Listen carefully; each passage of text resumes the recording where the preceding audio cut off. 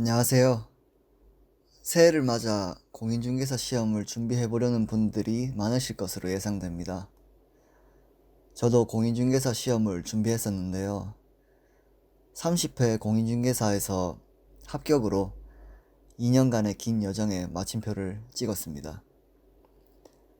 어떻게 시험을 준비했었는지에 대한 노하우보다는 실패하고 다시 도전하는 과정에서의 저의 심경 변화를 조금 공유해 드리려고 합니다. 준비하다 보면 그만하고 싶거나 열정이 식을 때 때려치고 싶을 때가 많은데요. 저 또한 그랬습니다. 29회 공인중개사 시험을 동차로 준비했지만 말도 안 되는 어리석은 실수로 합격의 문턱에서 좌절했었지요. 저는 군대에서 공인중개사를 준비하였습니다. 일병이 끝나고 상병이 될 무렵부터 이제 남은 군 생활 기간 동안 내가 성취해야 할 것을 찾아야만 했어요. 군대 내 생활도 좀 편해졌고, 이제 다시 사회에 나갈 준비를 일찍부터 시작했던 거죠. 저는 늦은 나이에 군대를 가서 군대 내의 생활보단 군대 후의 삶에 더 포커스를 맞추었습니다. 군대는 오후 10시에 취침에 들어갑니다. 그리고 그 이후 자정까지 2시간 동안 신청자에 한해 연등을 할 수 있는 기회를 줍니다. 연등간에는 사이버 지식 정보망, 일명 싸지방에서 인터넷 강의를 들을 수가 있습니다. 저는 이 시간을 활용하여 매일매일 2시간씩 공인중개사 강의를 시청하였습니다. 이때가 18년 1월이었습니다. 시간이 넉넉하지 않았기 때문에 2배속으로 최대한 집중하여 빨리 진도를 나가려고 했습니다. 지금 준비하려고 하시는 분들은 1월부터 매일 몇 시간씩 하면 가능할까요? 라는 질문이 많을 듯 합니다. 제 대답은 무조건 가능하다는 것입니다. 물론 저는 동차에 실패하였지만 제 얘기를 끝까지 들어보세요. 군대 내 훈련도 있고 여타의 상황들 때문에 연등 때 싸지방을 이용하지 못하거나 연등을 하지 못하던 때도 종종 있었습니다. 그럴 때면 사실 저는 상당한 스트레스를 받곤 했는데요. 아직 들어야 할 강의는 한참 많은데 강의를 못 듣게 생겼으니까요. 그런 상황에서도 계획을 수정하면서 최대한 효율적으로 강의를 들으려고 노력하였습니다. 휴가 나가서도 시간을 내서 강의를 듣곤 했습니다. 문제 풀기 전까지는 강의가 거의 대부분을 차지합니다. 저는 예습은 하지 않고 복습을 꼭 했죠. 예습보다 복습이 시간이 더 오래 걸리지 않았기 때문입니다. 강의를 보고 나서 다시 되새기고 기억하는 작업이었으니까요. 그리고 시험일을 포함하여 그 전 일주일 정도 휴가를 계획하고 마지막에는 총력을 기울였습니다. 마지막 3달 정도는 시간만 나면 공부만 했습니다. 사실 하루 2시간 이상 공부가 가능했던 이유는 당시 저의 보직이나 생활 환경이 가능했기 때문입니다. 당시는 병장 정도 되었을 때이니 공부에 총력을 가할 수 있었던 시기였습니다. 나의 전부를 투자해야 하던 시기였으니까요. 당시 각오로서는 목숨 걸고 준비하였습니다. 그리고 시험을 무사히 치렀습니다. 시험 문제지를 가져와서 오후 5시인가 6시 넘어서 공개된 가답으로 가채점을 실시하였어요. 당시는 부모님 숙소에서 같이 가채점을 했는데요. 그때를 생각하니 지금도 가슴이 좀 두근두근하네요. 1차부터 채점하고 평균 내고 나니까 두둥 합격이었습니다. 오케이, 1차는 일단 붙었다. 그리고 2차를 채점했지요. 어라? 뭔가 이상했어요. 너무 정답과 오답의 비율이 너무 간당간당한 거예요.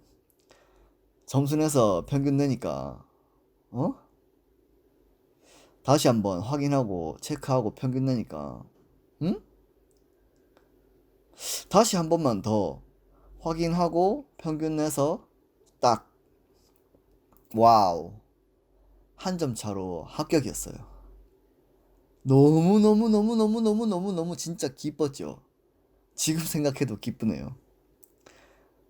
부모님과 함께 같이 기뻐하고 고생했다는 덕담도 듣고 맛있는 거 먹으러 외출해서 기분 좋게 소주도 한잔 했죠. 부모님도 너무 자랑스러워하고 저도 너무 기뻤습니다. 내 군 생활이 보상받는 느낌이었어요.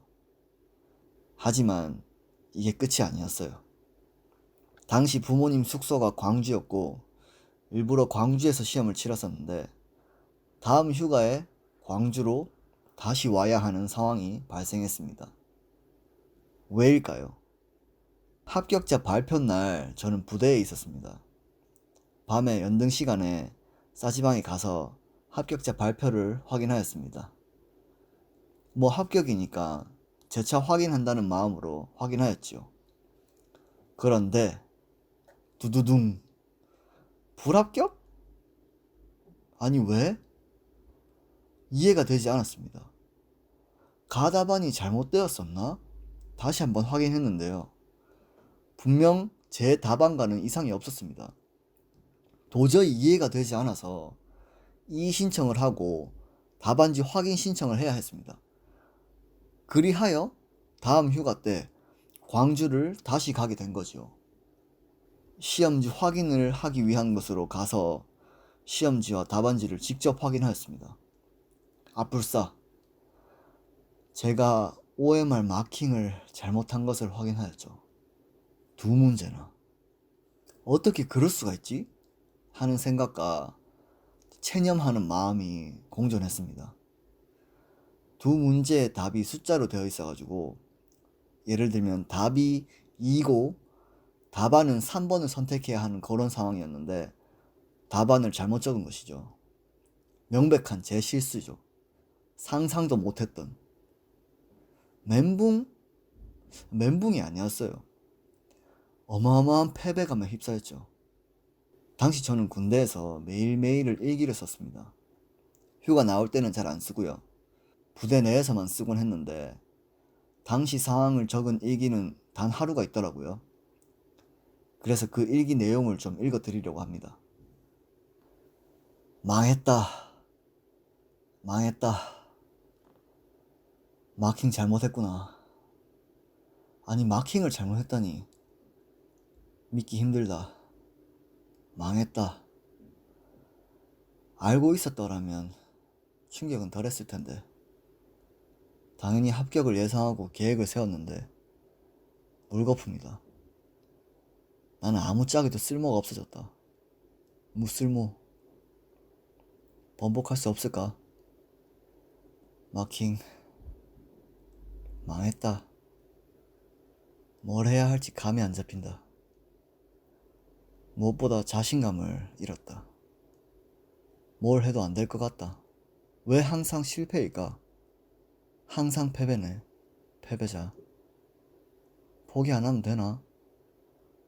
그러기에는 나는 꿈이 너무 커서 스스로를 계속 죽이려 든다. 쓸모없노. 여태 나는 뭐했노? 인생 설계 잘못했나? 어디서부터 잘못된 거지? 어디서부터 진짜 잘못된 거지? 면목이 없다. 가혹하다. 시련을 준다 또. 열심히 했는데 또 이런 시련을 준다. 앞이 안 보인다.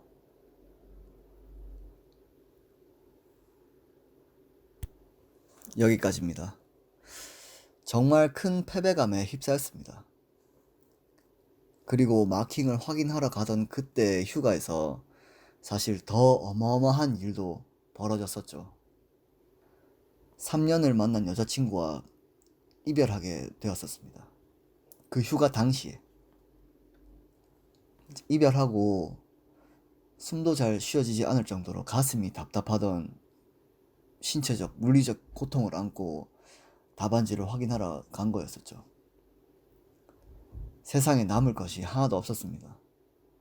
기대할 것도 없었습니다. 내 인생이 전체가 잘못된 느낌이었습니다. 군 생활을 올인했는데 다 털리고 패배자가 된 기분이었습니다. 당시 저녁까지 얼마 남지 않은 상태라 매일매일 술을 마시고 휴가 사이사이 잠시 부대에 복귀해 있던 그 며칠이 너무너무 괴롭고 미쳐버릴 것 같았습니다. 잠도 오지 않고 정말 미쳐버릴 것 같던 시간들이었습니다. 그리고 저는 처음 준비할 때부터 2번의 시험을 준비할 생각이 전혀 없었어요. 만약 떨어진다 하더라도 다시 준비할 생각이 전혀 없었어요. 1차가 붙고 2차가 떨어졌지만 다시 2차를 해볼 생각이 없었습니다. 그 시험은 군대에서만 하기로 마음 먹었었습니다. 그리고 시간이 흘러 19년 중반이 지나고 7월, 8월, 9월인가 뭐 하여튼 공인중개사 시험 날짜가 가까워 오는데 하는 생각이 어느 날 아침 일어났는데 문득 든 것입니다. 그래서 그 시험 날짜가 언제지? 하고 검색해봤죠. 하하하하. 원서 접수 날짜가 오늘까지인 걸 발견했어요. 저는 그 자리에서 박차고 일어나서 컴퓨터 앞으로 가서 일단 원서 접수를 했습니다. 그냥 그래야 할 것 같았어요. 여전히 시험을 준비할 생각은 없었죠. 그래도 일단 원서 접수는 해놓아야 한다고 생각했어요. 이건 무슨 마음일까요? 가능성은 열어놓겠다는 생각이었겠죠. 아마도 공부는 안 하더라도 시험은 쳐볼 생각이었던 것 같아요. 그리고 며칠 지나서 그냥 책도 주문했습니다. 2차 시험 교재들, 문제집들. 그리고 한 번만 듣자 하고 듣다가 너무 집중 안 돼서 그냥 문제 풀까? 아니다. 한 번만 내가 훑어보자. 그리고 모르는 부분만 강의 듣자 해서 그렇게 했습니다. 그래도 양이 진짜 상당하더라고요. 하루에 한두 시간으로는 택도 없었습니다. 그래서 한 달여를 남겨두고 오케이, 한 달만 빡세게 해보자 해서 맘 잡고 시작을 했습니다. 제가 하는 일이 시간적으로 조금 여유로워서 일보단 공부에 더 집중할 수 있었습니다. 그럼에도 불구하고 1년 전처럼 집중이 잘 안 되는 거예요. 절박함이 없어서겠죠. 그래서 최선을 다했다는 표현은 스스로가 할 수 없습니다. 시험 당일 시험을 치러 갔죠. 시험을 치면서 느꼈습니다. 아, 탈락. 이 정도 공부로는 안 되네. 하고 체념했습니다. 시험 치면서요.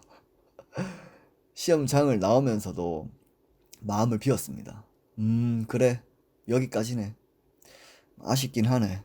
아쉽지만 이게 내 결과물이다. 그렇게 끝나는 듯 했습니다. 시험 발표 날짜는 달력에 기록해두었지만 별로 확인해보고 싶은 생각은 없었어요, 굳이. 당시 발표 날에 저는 부모님과 여행 중이었는데요. 오늘이 발표 날인지 전혀 관심도 없었습니다. 그리고 돌아와서도 까마득히 잊고 지냈죠. 한 2주 지나선가 새벽에 일하다가 그냥 확인차 사이트에 접속해보았습니다. 불합격 확인하려고. 그래도 확인을 해야 되니까 로그인 했는데 완마 대박. 와. 이게 무슨 일이고 합격이 떠 있는 겁니다. 저는 진짜 가채점도 안 해봤어요. 진심 그냥 탈락일 거라 생각했어요. 교재들도 다 버렸고. 근데 이게 무슨 일이고 합격이 떡하니 떠 있는데 그 새벽에 너무 좋아가지고 책상을 두드리면서 진짜 환호했습니다. 그리고 부모님한테 전화했죠. 놀래갖고 받으시더라고요. 그리고 소식을 전해드렸습니다. 너무너무 좋아하셨어요. 저도 너무너무 기뻤고요. 다음날 바로 시청 가서 자격증 받아왔습니다. 지금까지 제 이야기 재미있게 들으셨는지요? 말도 안 되는 실수로 인해 합격이 눈앞에서 날아가고 큰 패배감을 경험하였지만 재시험의 가능성을 살짝 열어두었고 결국 다시 시도하여 합격을 이뤄냈습니다. 운이 좋았다고요? 당연하죠. 운이 좋았지요. 그리고 운이 나빴었지요. 가능성을 열어두고 최선을 다하고의 여부를 떠나서 행동했기 때문에 그 운을 잡을 수가 있었습니다. 아니, 제가 잡은 것도 아니죠. 운이 한번 찾아와 준 거죠. 무쓸모라 여기던 제게, 항상 패배라고 생각했던 제게 한번 찾아와 준 거예요. 끝으로 제 이야기가 한 사람에게라도 포기하지 않아서 운이 좋을 수 있었다라는 메시지가 전달되었길 바라면서 이 영상을 마칩니다. 긴 이야기 들어주셔서 진심으로 감사드립니다.